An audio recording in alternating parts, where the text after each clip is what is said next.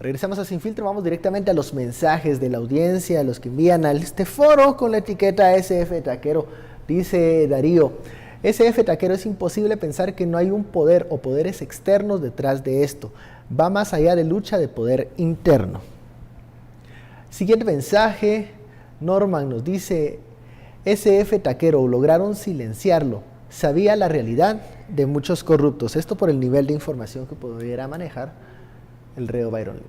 Y Pablo nos dice, SF Taquero, la hipótesis del taquero creo que fue muy apresurada, solo para tener tema en la conferencia de prensa. Justamente lo que mencionaba Stuart.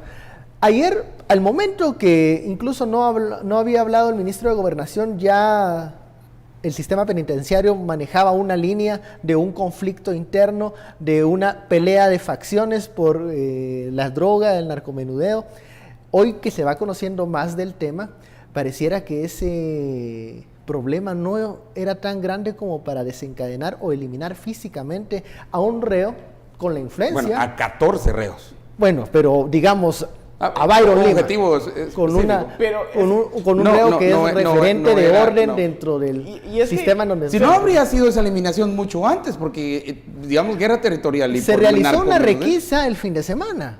Y no encontraron. Y 3 días después resulta que hay. A ver, es que esa es otra cosa. ¿Y las armas? Por lo menos para el nivel de lo que ocurrió ahí, se sabe que estalló una granada.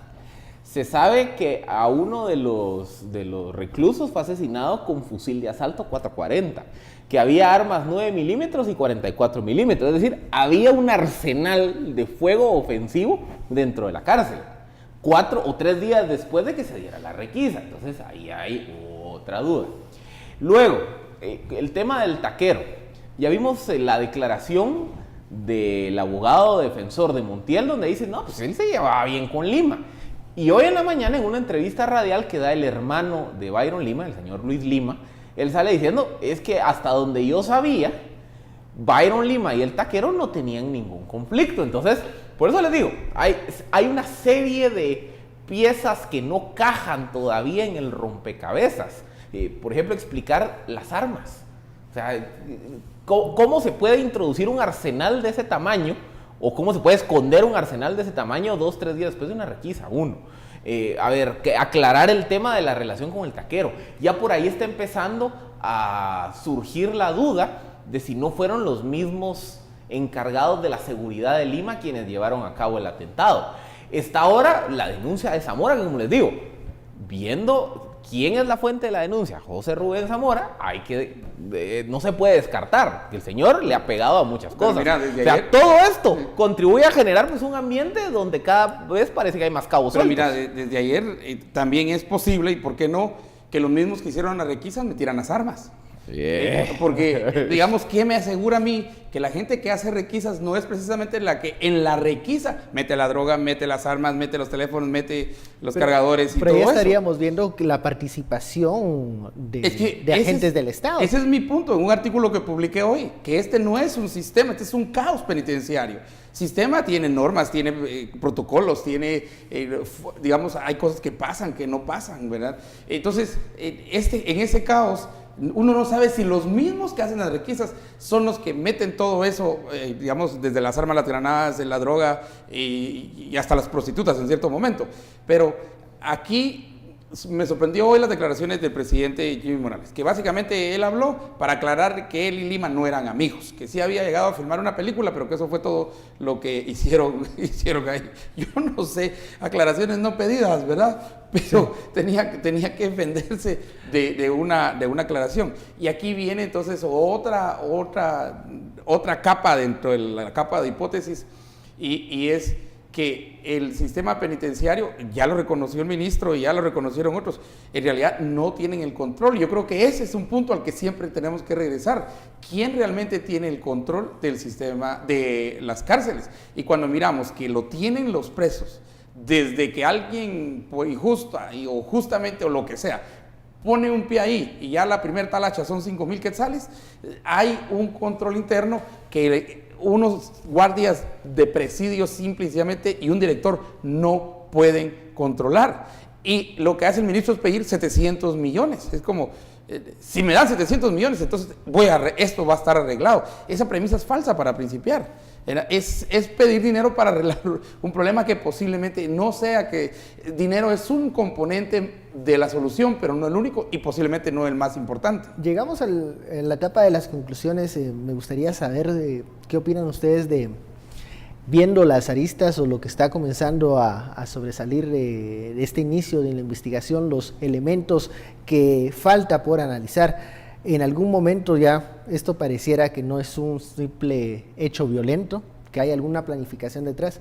Irónicamente, la CICIG podría en algún momento entrar a investigar la muerte de estos 14 reos, incluido Byron Lima. Y creo que debe entrar. Claro. Mira, yo creo que debe entrar porque en clasificación pura de este delito, esa fue una muerte extrajudicial. Si teníamos la pregunta antes, así era el título de un libro, ¿quién mató al obispo? Ahora la pregunta es, ¿quién mató a Lima?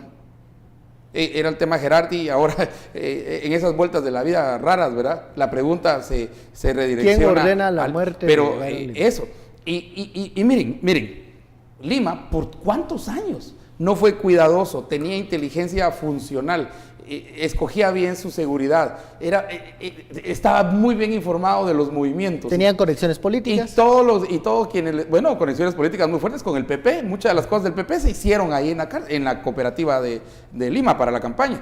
Pero quienes lo entrevistamos, yo lo entrevisté varias veces, ¿verdad? Uno se percataba que así era, que estaba no solamente muy cuidado, sino que también cuidaba a su gente. Lo sorprendente de esto es cómo pudo habérsele escapado este caso específicamente. Tuvo que haber sido algo muy fuerte y también muy de afuera. Philip. Yo tal vez voy a hacer un recuento de lo que hay. Hay una tesis oficial que dice que fue el taquero por una disputa de control de negocios de droga dentro de la cárcel. Hay un abogado defensor del taquero y el hermano de Lima que reniegan de esa hipótesis, señalando que había una buena relación entre el taquero y Lima. Hay dudas respecto a el rol del taquero por su historial. Él no era, como lo dijimos, una cabeza de una estructura de narcotráfico, sino que él se dedicaba a prestar servicios de sicariato y de tumbe de droga.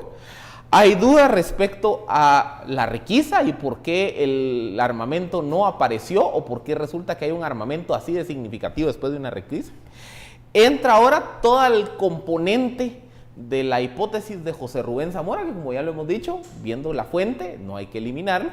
Y entonces cuando conjugamos todo esto, resulta que hoy, a 36 horas de los hechos, el rompecabezas está más desarmado de lo que estaba 2-3 horas después de los mismos. Pero con 14 muertos. Y con 14. Y ejecuciones extrajudiciales. Claro. De ese punto no tenemos que olvidarlo, porque y así es en muchos casos en las cárceles. Y entonces por eso, aquí para mí, esto es un caso de CICIG, porque esto es un caso donde estamos viendo un cuerpo ilegal y aparato clandestino de seguridad que por lo menos tuvo la capacidad de ingresar un arsenal ofensivo a la cárcel y llevar a cabo esta ejecución.